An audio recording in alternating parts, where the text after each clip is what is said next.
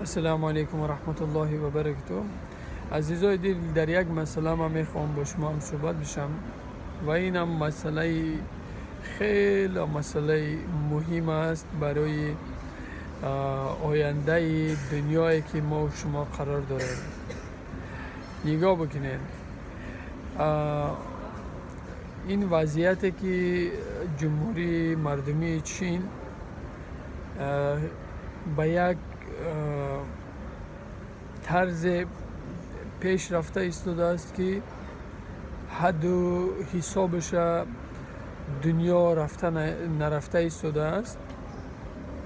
ما به خوبی میتونیم بگیم که آینده نزدیک چین یک پرابلم بزرگ میتواند بشود برای اهالی دنیایی که ما قرار داریم. این اهالی که چین داره 1.5 میلیارد بسنده است برای اداره کردن تمام مشکلات هایی که در دنیایی که ما قرار داریم. نظر من در این است که وقت مقصد اداره کنی دنیا در زیر دست امریکا قرار گرفتگی بود. امریکایی ها یک ملت خاص نیستند، یک ملتی نیستند که ما بتوانیم بگیم که دنیا را امریکانیزاسیون کرده میتوانند یا نمیتوانند. در امریکا هر ملت اقوام زندگی میکنند. اگر ما مسئله جمهوری مردمی چین بگیریم، چین یک دولتی است که یک ملت خاص داره و یک ملت بزرگ است. اگر با اون حد پیشروی که چین در دنیای معاصر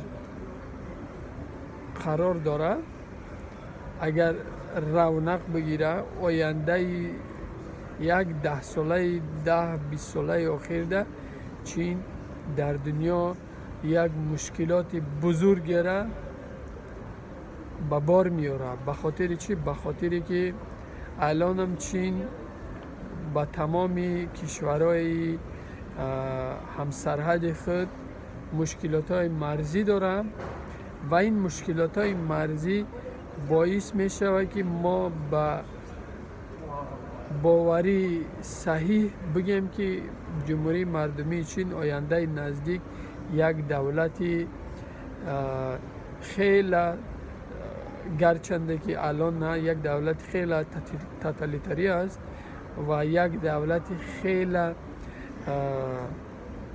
دیکتاتوری بشود. دیکتاتوری با مسئله مردم خود نه، دیکتاتوری با مسئله مردم خلقای گوناگون دنیا و یک مشکلات خیلی بزرگ به بار بیاره. در این وضعیت چی یک کار جامعه جهانی میتواند بکنه؟ نظر من در این است که اگر در روسیه یک دولت خوب ثابت بشود و دولت روس با همراهی دولت امریکا و اون مناقشه مرزی که بین هندوستان و خیتای است باعث می شود که یک کوالیسیون بزرگ بنیاد بکنن و مقابل این پیشروی که چین داره و نیزاهای مرزی که چین داره شده بتوانند. و نگاه من می است که ما اگر از نقطه نظر اسلام بگیریم، خریستیان ها با همراه مسلمان ها روز می شود که یک می شوند و مقابل یک اقوام می جنگند. و فکر من می است که آیا این اقوام جمهوری مردمی چین شده می توانند یا نه؟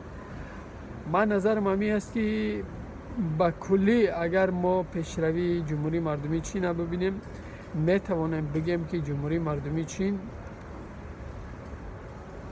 اون حدیثی که رسول الله صلی الله علیه و سلم در کتابش آورده است، با کلی می توانیم بگیم که اون حدیث ممکن تعلق به جمهوری مردمی چین داشته باشه، به خاطری که خطر بزرگی آینده معاصر نه از هندوستان است، نه از روسیه است، نه از امریکا است، بلکه از جمهوری مردمی چین است، نه از ژاپن است و دیگر.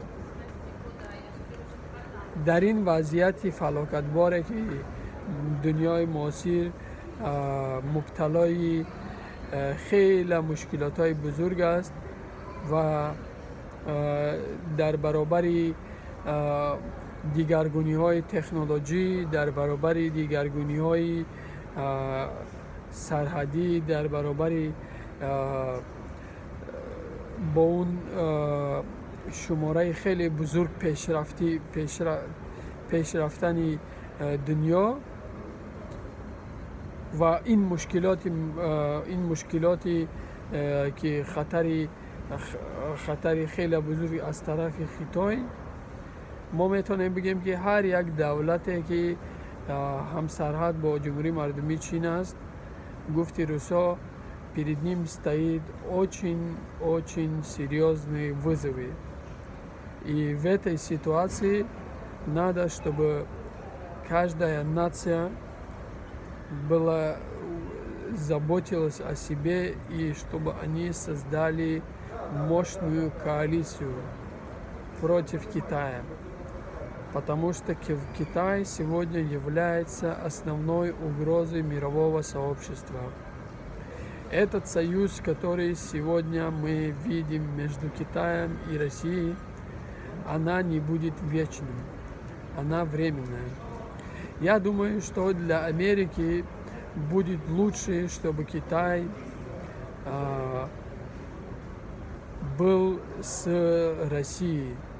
Для Америки будет лучше, чтобы Россия создала коалицию вместе с Соединенными Штатами Америки. Почему? Потому что Россия будет тем катализатором стагнации Китая. Россия сможет очень серьезно повлиять на внутреннюю политическую повестку дня Китая и на внешнюю политическую. Почему? Потому что сегодня Россия вместе с Китаем управляют большей части Евразии. Поэтому если Россия откажется от союза с Китаем, это будет благом в первую очередь для России. Почему? Потому что у Китая есть серьезные претензии к территории России. И у Китая есть ко многим странам эти претензии Китай имеет. Поэтому мы сейчас находимся в такой точке, который либо определит хорошее будущее мирового сообщества, либо нет. Все зависит от нас с вами, ребята. Ассаляму алейкум ва рахматуллахи ва баракатуху. Пусть будет ждать нас с вами хорошее будущее.